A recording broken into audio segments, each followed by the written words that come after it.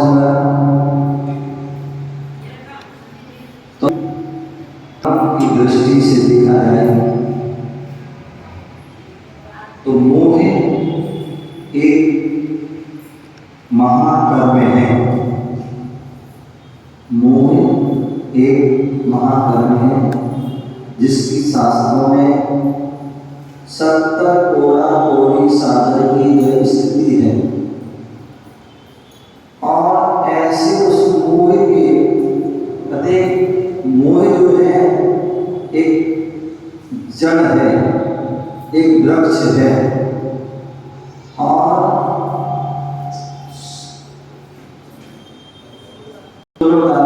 मोह 8 कर्मों में सबसे बड़ा कर्म है जो हमें संसार में भ्रमण कराता है। और उस मोह के ही भेद जो है, उत्तर भेद, वो राग द्वेष है। क्या है?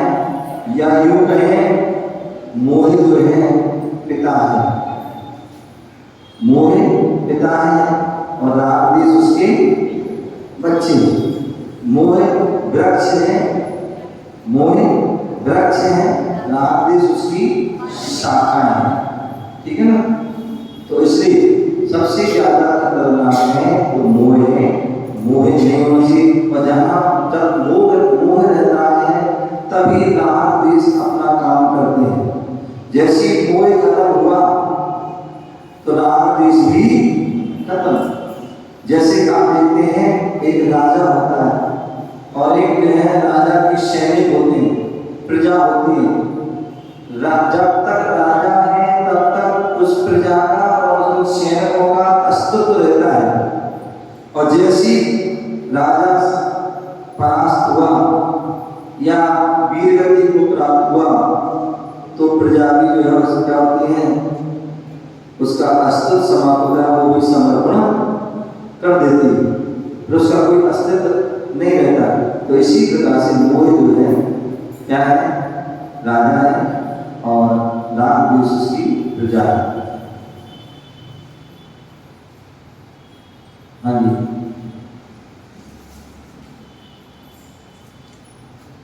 नमस्ते। और गलती से हमारे हाथ से स्थापना गिर जाए या किसी के और के हाथ से गिर जाए या हमारे हाथ से किसी और की स्थापना गिर जाए तो हमें क्या उसका प्रायश्चित करना चाहिए?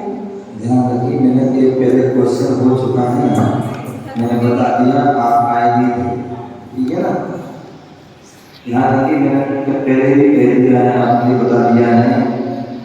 मैंने शावक की परिभाषा दी थी और उस समय आपने बताया था जो श्रद्धावान, विवेकवान, क्रियावान हो वो शावक है।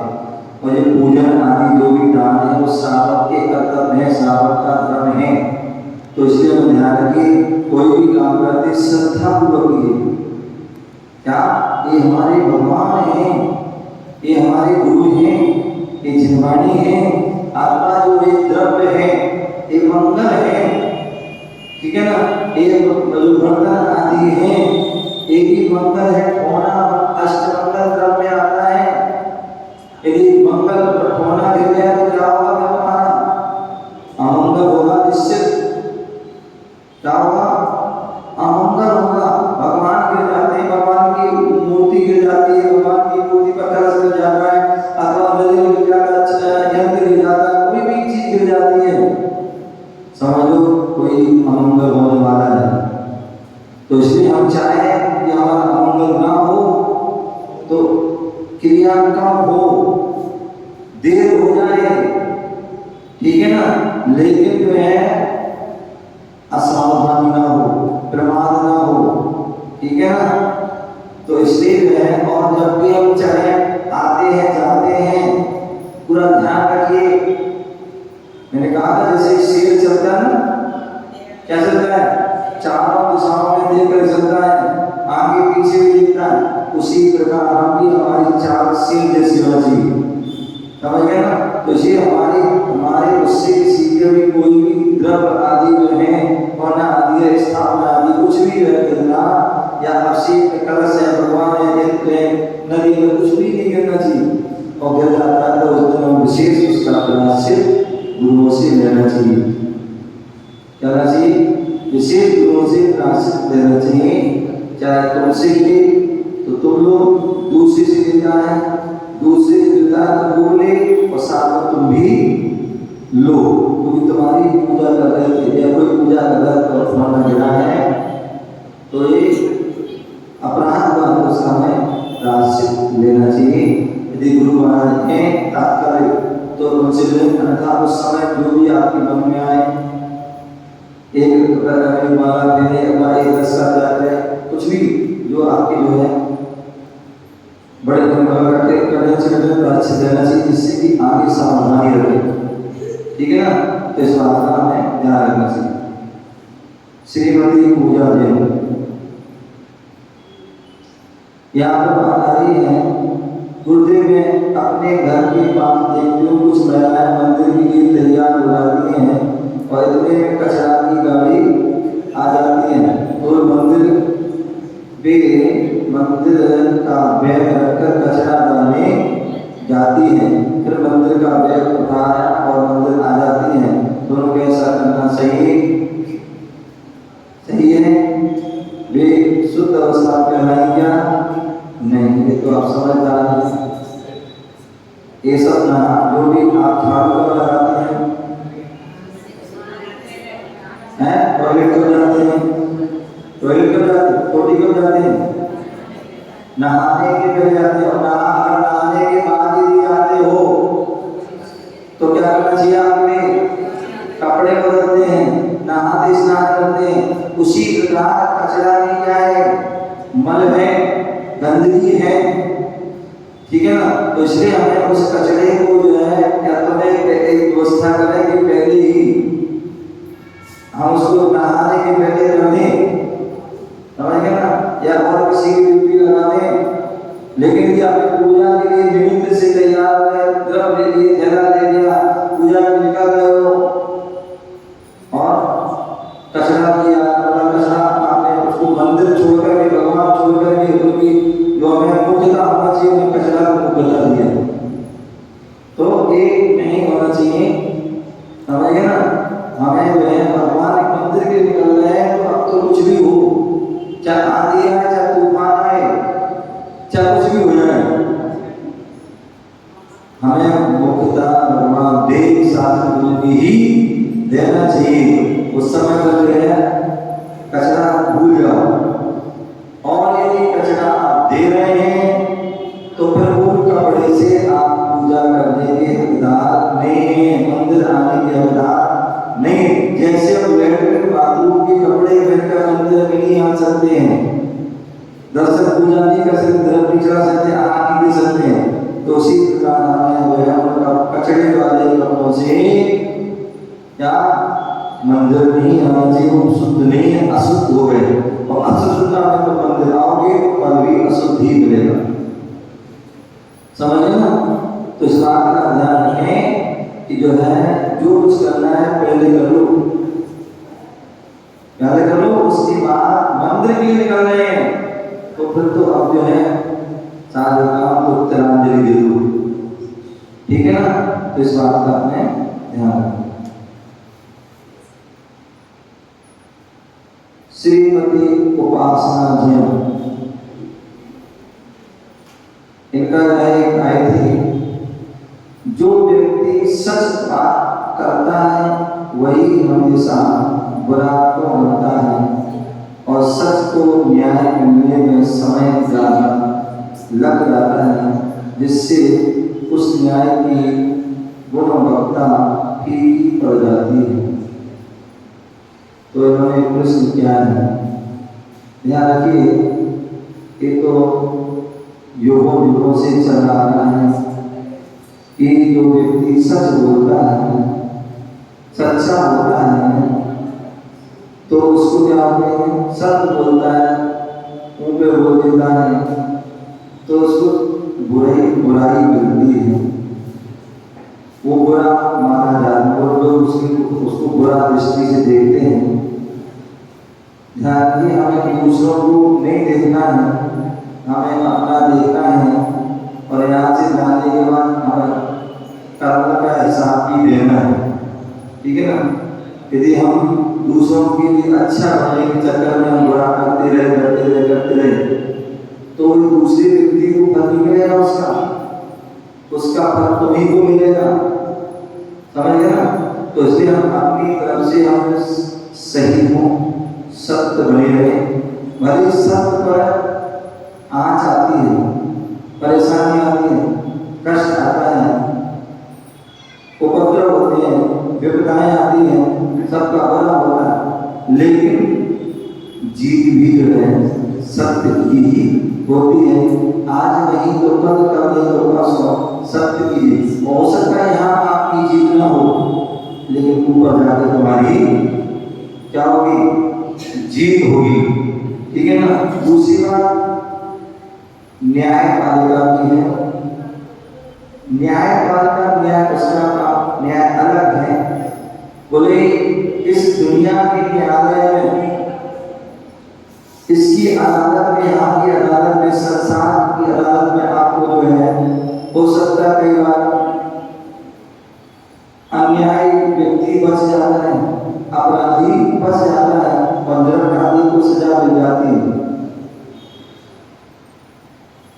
लेकिन ध्यान रखना, भले ही आप लोग बच जाए, लेकिन ऊपर भी एक अदालत है, कर्मों की एक अदालत है।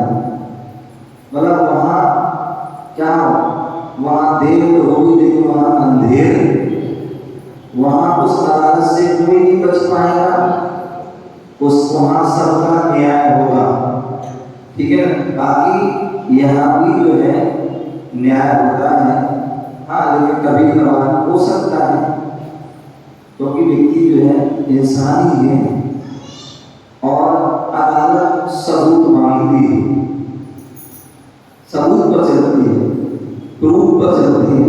और कई बार जो प्रूफ जो है ऐसे ऐसे प्रूफ बन जाते हैं, उपस्थित हो जाते हैं, तो जज को जो है अपना उसको निर्णय दे देना ही पड़ता है। फिर भी बहुत सारे निर्णय जब बहुत सोचते हैं, समझते हैं, अनुभव आदि बहुत सारा करके प्रयास ये करते हैं कि उनको जो न्याय जो है उसका न्याय हो। कभी कभी लेकिन हो सकता है जो है अन्याय भी हो जाता है, लेकिन यहाँ अन्याय हो सकता है, लेकिन वहाँ अन्याय होने वाला नहीं है। यहाँ तुम बच सकते हो, लेकिन वहाँ तुम बचने वाले नहीं। दूसरी बात, हम कर्म सिद्धांत देखें। मान लीजिए आपने आज अपराध किया, अपराध नहीं किया था, लेकिन हो सकता आप फंस गए हो और आपको सजा भी मिल जाती है, तो इसका मतलब ये भी होता है कि जरूरी नहीं आपको इस कर्म की सजा मिली होगी। क्या हो सकता है पहले आपने कोई कर्म किया होगा, लेकिन उसमें फंस गए, लेकिन वो आज सजा आपको इस रूप में मिल रही है, समझ गए ना। तो इसलिए वो आपके लिए ऐसा होता है। अर्थात जो है जो निरपराधी है, तो बहुत सारी जगह जो है परेशानी आती, कष्ट आती, लेकिन फिर भी जो है ऐसा नियम बनता है जो है निर्दोष भी साबित हो जाता है।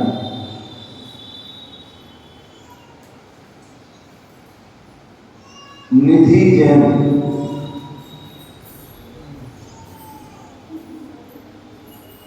इन्होंने एक जिज्ञासा आई है। उन्होंने कहा मुनि श्री क्रोध पर कंट्रोल कर लेते हैं, परंतु अपने क्रोध वाले भाव पर कैसे करें? क्या एक जो बाहर से क्रोध आ रहा है, जो आ रहा है और हम किसी वजह बरस पड़ रहे हैं, तो कई बार व्यक्ति जो है लोग क्रोध करते करते भी कंट्रोल कर लेता है, लेकिन अंदर जो है उसके भाव जो है, अंदर जो है बदलता रहता है, भवकता रहता है। तो बोले उस पर हम कंट्रोल कैसे करें?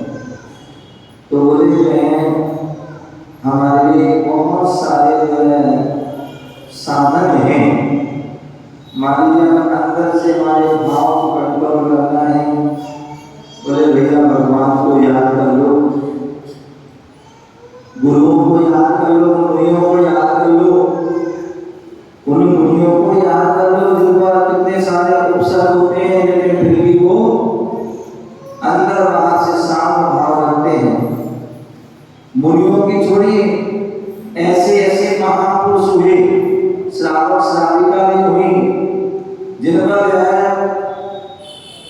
उनके ऊपर भी कितनी विपरीतता आई, चाहे वो अंजना सती हो, चाहे वो सीता सती हो, चाहे मनोरमा सती हो, आगे द्रौपदी सती हो, कितना उपद्रव हुआ, लेकिन उन्होंने फिर भी जो है क्या ग्रस्त होकर भी उन्होंने भी समता भाव को रखा, अपने परिणामों को कंट्रोल रखा।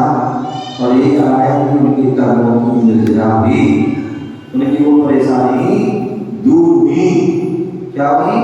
तो इसलिए जो है और अंदर से भी कंट्रोल करना चाहिए, और अंदर से कंट्रोल करने के लिए हम भगवान की जो है नाम लें, उनको याद करें, उनकी चाह करें, नामों का अर्थ करें, आत्मा जो है मौन हो जाए, यहाँ वहाँ जो है स्वाध्याय आदि प्रारंभ कर दें, तो तत्व की चर्चा प्रारंभ कर दें, चिंतन प्रारंभ कर दें, मनन प्रारंभ कर दें। ऐसे बहुत सारे जो हैं साधन हैं जिनके माध्यम से आप जो है क्या कर सकते हैं, अपने भावों को भी कंट्रोल कर सकते हैं। वो बात अलग है कि उसमें आपको प्रयास करना पड़ेगा, मेहनत करना पड़ेगी, समय लगेगा, लेकिन हो जाएगा, क्योंकि ऐसी कोई चीज नहीं है जो असंभव हो। दुनिया में ऐसी कोई चीज नहीं जो असंभव है, सारी है संभव है। ठीक है ना?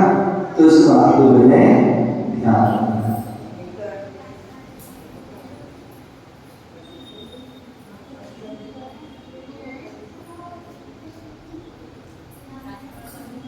एक कल परसों भी ऐसा है मिलता जुलता वो आया था प्रश्न, आज भी किसी ने प्रश्न किया है, श्रीमती नीतू जैन, उन्होंने प्रश्न किया है, बोले मुनि श्री मंदिर में शांति धारा होती है, मंदिर में शांति धारा होती है और हम लोग जल्दी में रहते हैं, क्या जल्दी में रहते हैं, तो हम शांति धारा देखते देखते क्या कर लेते हैं, कोई पूजा कर लेता है, कोई माला दे देता है, कोई पाठ कर लेता है, कोई बातें कर लेता है। हाँ, आचार्य स्वामी कहते हैं उपयोग लक्षण, एक समय में एक उपयोग होता है, लेकिन हमारी महिलाएं इतनी टैलेंटेड हैं, इतनी टैलेंटेड हैं कि ये आपसे भी देखती रहेंगी, पूजा भी करती रहेंगी, थोड़ी बातें भी कर लेंगी, माला भी पहन लेंगी, अगर वो बच्चा है तो उसको भी खिला देंगी, या कौन आ रहा है कौन जा रहा है वो भी, कितनी टैलेंट है। और वहाँ स्वामी महाराज बोले एक समय में उपयोग होता है। यार ये जो आगम की वाणी है वो सत्य है, सही है, यथार्थ, एक समय में एक उपयोग होता है। आप जो 4-5 काम करते हो तो उससे एक भी काम पूरा नहीं होता है, एक का भी आपको पुण्य नहीं मिलता है, एक का भी उसको आपको लाभ नहीं मिलता है। और ये कहा है कि सब कुछ करते हो लेकिन फिर भी बहुत परेशान है, घर में अशांति, शांति धारा टीवी देखते हैं लेकिन फिर भी घर में क्या है, अशांति है। शांति धारा देखते हैं लेकिन फिर भी लड़ाई झगड़ा होता है, पूजा करते हैं लेकिन फिर भी हमें सम्मान नहीं मिलता। तो ये सब क्या है, इसको व्यापार करती है, लाभ भी मिलता है, पैसा को कमाना यार, पैसा कमाना, लेकिन रुकता नहीं, टिकता नहीं, फिर भी लॉस ही लॉस दिख रहा है। ये सब क्या है, इसलिए हो रहा है क्योंकि आप क्रिया जो है व्यवस्थित नहीं कर रहे हो। एक साथ तो अनेक लाभ लेना चाहते हो और अनेक के चक्कर में एक लाभ भी आपको नहीं मिलता, तो इसलिए क्या करना है हमें, तो एक समय में एक ही काम करो। देख लो, उसमें भी तुम्हारा कल्याण हो जाएगा। पूजा का समय नहीं है, कोई बात नहीं, करो पूजा, आगे चढ़ा के चले जाना। कहते हैं हमारे बुंदेलखंड में कहावत है, पूजा 3 प्रकार की, छोटी बड़ी मजूद। क्या पूजा 3 प्रकार की, छोटी बड़ी करो, जैसा आपके पास समय है, अथवा कम समय है, सामान्य जो है 9 मिनट, 1 पूजा 2 पूजा 3 पूजा कर लो, चले जाओ, वो भी समय नहीं है, 1 पूजा कर लो, वो भी समय नहीं है, तो आग चढ़ा दो, क्या आग चढ़ा दो, आग में भी सब आ जाता है, महाज्ञान सब आ जाता है, ठीक है ना। लेकिन एक साथ 2 काम 3 काम 4 काम नहीं करो, अंधा वो सारे जो है काम बेकार निष्फल हो जाएंगे, ठीक है ना। तो इसलिए एक समय में ये, इसलिए कहा जाता है जो जहां पर हो पूरे 100% वहीं रहो, मंदिर में हो तो 100% मंदिर रहो, जितने समय रहो, चाहे बड़ी 5 मिनट रहो, लेकिन 5 मिनट में घर की याद नहीं आना चाहिए, 5 मिनट में बच्चों की याद नहीं आना चाहिए, किसी प्रकार की गृहस्थी की कोई भी आप लोग नहीं होना चाहिए। क्योंकि मैंने पहले भी कहा था, मंदिर में प्रवेश किया था, आपने क्या बोला था, बोलो जोर से, निश्चय जो विकल्प थे घर गृहस्थी के सारे आप मंदिर में बाहर छोड़ के आए थे, ठीक है ना। तभी तो आपका निश्चय बोलना सार्थक हो, मंदिर में ले गए तो इसका मतलब आपका जो निश्चय बोलना बेकार हो गया, ठीक है ना। तो इसलिए जब जितनी देर मंदिर रहो उतने जो है आप पूर्ण रूप से रहो, घर की बात मंदिर में नहीं, मंदिर की बात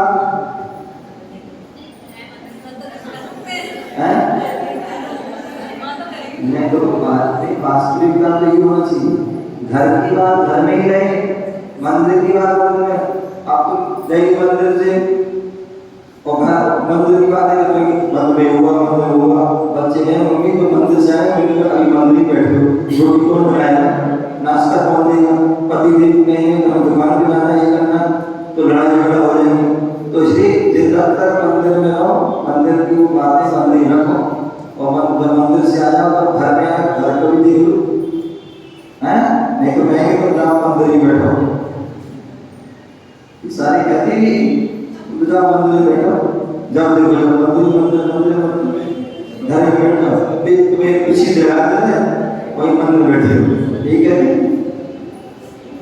तो इसलिए वास्तविक देखो, इससे क्या होता है, व्यवस्थित काम होते सारे। आप घर की बातें मंदिर में ले गए तो वो सारी मंदिर में पूजा तो कर रहे हो, चार कर दर्शन कर स्वाध्याय करो, लेकिन वास्तविकता कुछ भी नहीं करो, क्योंकि घर की बातें हमारे मन में चल रही है, क्या चल रही है, मन में चल रही, मंदिर में चल रही, बात में चल रही है। तो इसलिए वो आप 2 ही चीज से ले गए, घर में आए तो मंदिर। इसी प्रकार ना दुकान वाले एक काम करते हैं, दुकान की सामान जो है बातें घर ले जाएंगे, या घर की सारी बातें वहां ले जाएंगे, तो सारा गड़बड़ हो जाता है। मान लो घर से लड़ाई झगड़ा हो गई थी और उससे में वहां से देख दुकान पे अब कोई गिरा है, कोई नो कर रहा है, उसका जो है पूरा गुस्सा निकल गया। अब दुकान में कोई ग्राहक फंस गया उल्टा सीधा, उसने दिमाग खराब कर दिया, और जैसे घर पहुंचे बीवी ने कुछ पूछ लिया तो तुरंत उस पर क्या हो जाएगी, बरस बेचारे को कितनी देर से इंतजार कर रही, खाना वगैरह तैयार कर रही, काम कर रही, हमारे इंतजार कर रही, और तो उससे बरस पड़ी। तो इसलिए जो है हमें दुकान की बात दुकान, घर की बात घर, और मंदिर की बात मंदिर में रखें, ठीक है।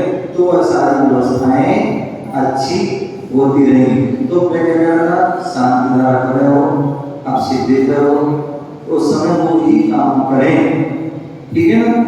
वही का एकाध सेवा इमरजेंसी मान सकते हैं, क्योंकि मैंने कल ही कहा परसों कहा था कि जो है अभिषेक जो है शांति धारा ये हमारे पूजन के पहले अंग हैं।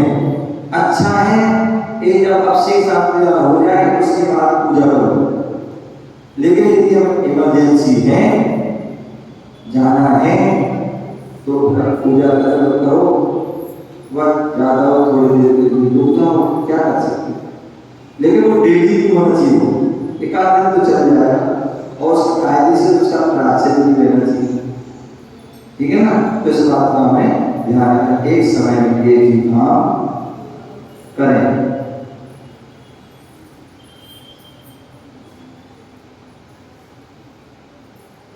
जी, यहाँ पर है ना श्रीमती दामू जी, इन्होंने प्रश्न किया है,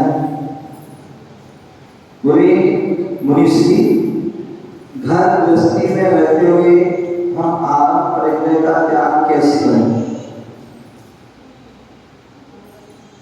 तो मैंने सुना थोड़ा बताया था जो परिग्रह संज्ञा के बारे में,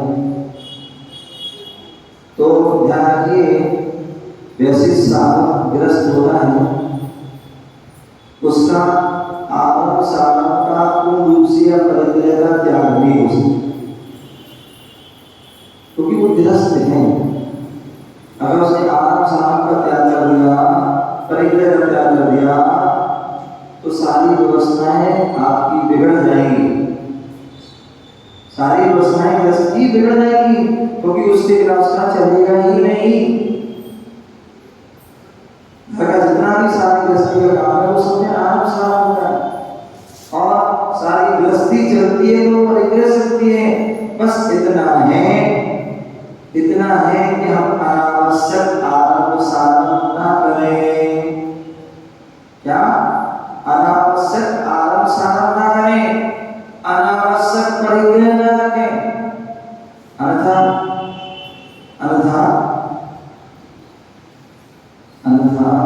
ये अम्मा है ना, क्या नाम है ये ममता, ये ममता बहुत है। तो ममता आती है, पोता पोती है ना, हाँ, तो इनके जो है पोता हुआ है, पोती है, बेटा है। जब इनका बेटा हुआ होगा ना, बेटा हुआ होगा या इनका पोता हुआ, कितना बड़ा होगा?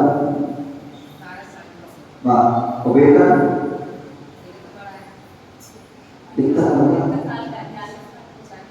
40 तो जब बेटा हुआ होगा तो हो सकता है इनमें अथवा इनकी सासों में है। आज सुनो तो मैं क्या कह रहा हूँ, इनने क्या इनकी सासों ने जब बच्चा हुआ होगा ना तो समय को बताया होगा, वो क्या बोलती, वो लंगोटी बनती, वो बनती थी, तो आज भी रखी होगी,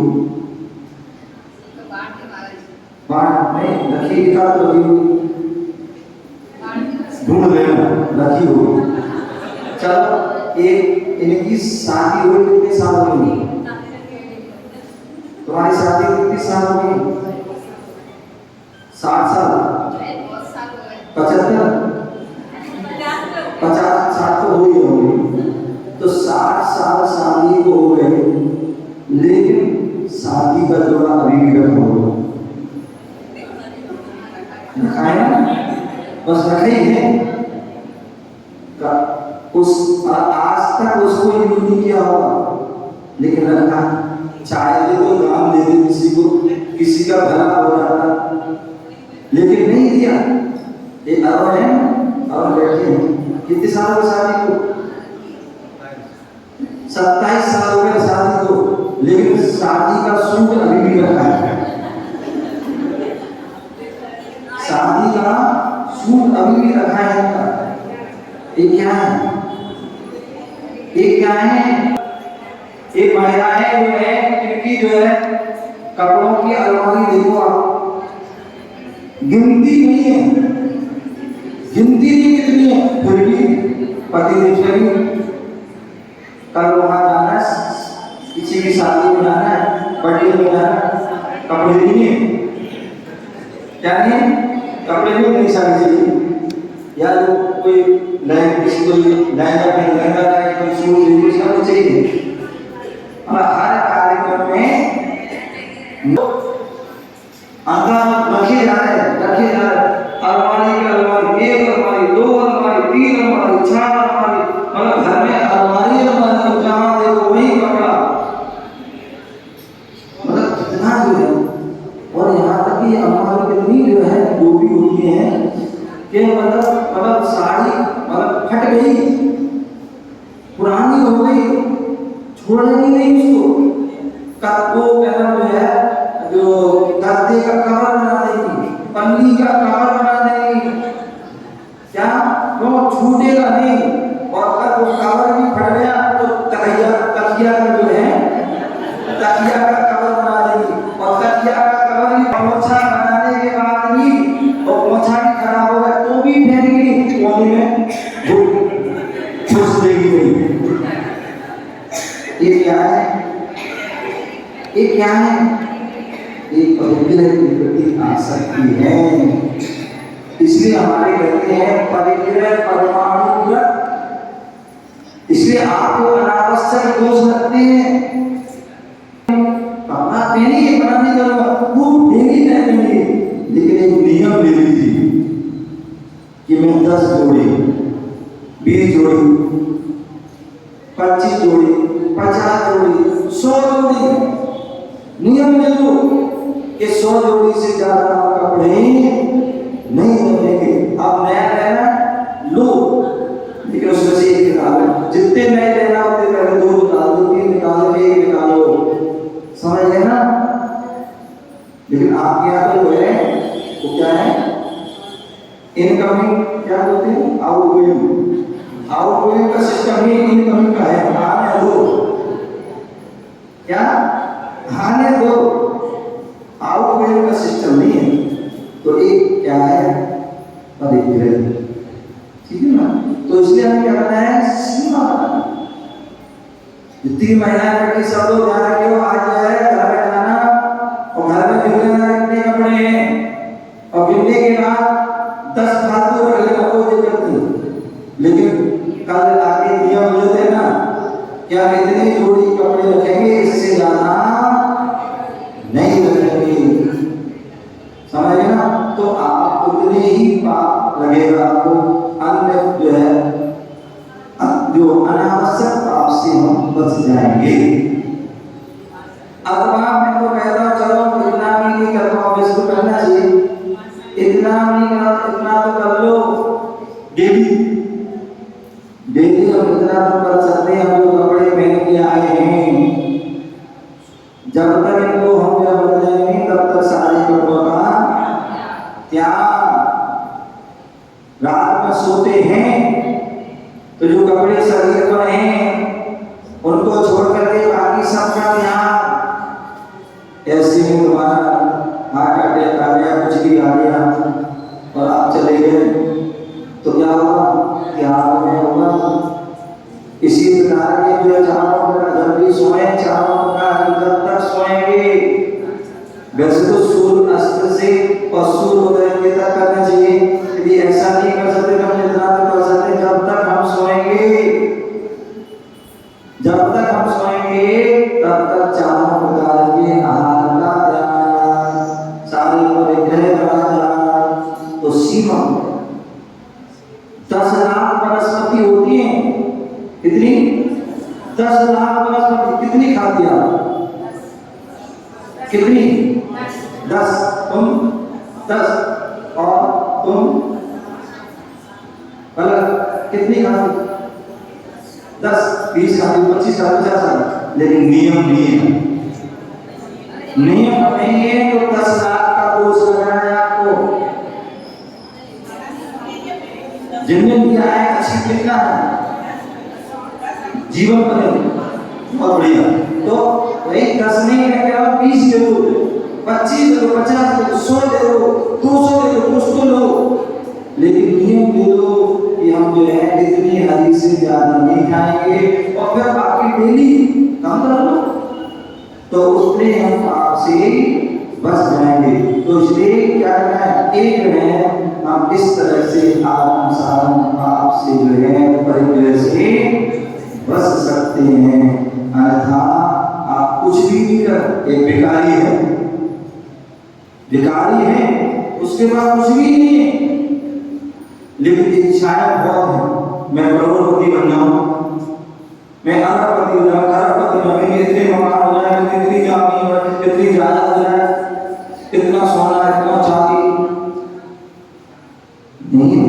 नियमित एक दिन कोई आएगा इस प्रोजेक्ट में एक ओवर टाइम की जमीन बोले महाराज जी मैं नियम में मैंने कहा था बोले सोने का मैं ले बोले 10 किलो सोने से ज्यादा नहीं लगे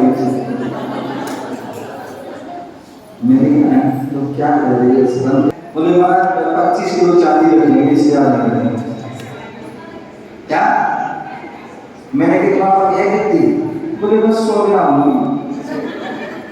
क्या 100 ग्राम चांदी होगी तो मैंने सोना किताब तो तोला होगा मतलब 1-2 तोला बस इतना है और इच्छा कितनी है 10 किलो 25 किलो क्या है ये अनावश्यक है और मुझे पता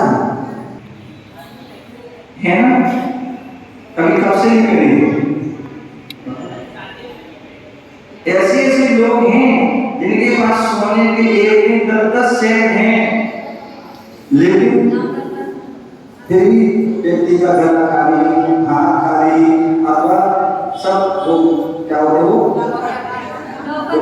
नहीं हाथ में गले में क्या मिलेगी या तो खाली मिलेगा या आर्टिफिशियल मिलेगा क्या मिलेगा या तो खाली मिलेगा या आर्टिफिशियल लेकिन फिर भी इच्छा एक जब भी कोई सुबह एक सेट दिला देना ये क्या है मतलब यहाँ तक आजकल व्यक्ति शादी में उसमें कहीं भी व्यक्ति रहता है जैसे 10 लोग में रखा है क्या है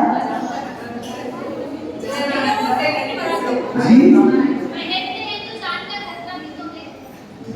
इसे क्या करना रखे रखे क्या मिलेगा और जब रखे रखे डबल ही होने वाला है उतने देना है क्या करो कम से सोने की मूर्ति बनवा दो सोने की माला ले लो फेरो सोने के बर्तन बना लो करो पूजा कम से कम उसमें आपको लाभ होगा पुण्य मिलेगा तो रखे लोगों में फायदा क्या अनावश्यक परिग्रह का दोष लग रहा है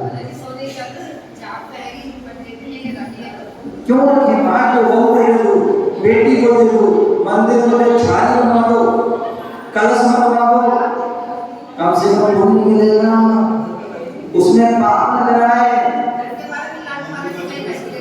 वहां पाप लग रहा है लेकिन मंदिर में झाड़ी बनवा दिया आपने मंदिर में आपने कलश बनवा दिया माला ले जाओ उसमें पुण्य मिलेगा तो इसलिए अनावश्यक परिग्रह हैं इनको हम जो है कम करें ठीक है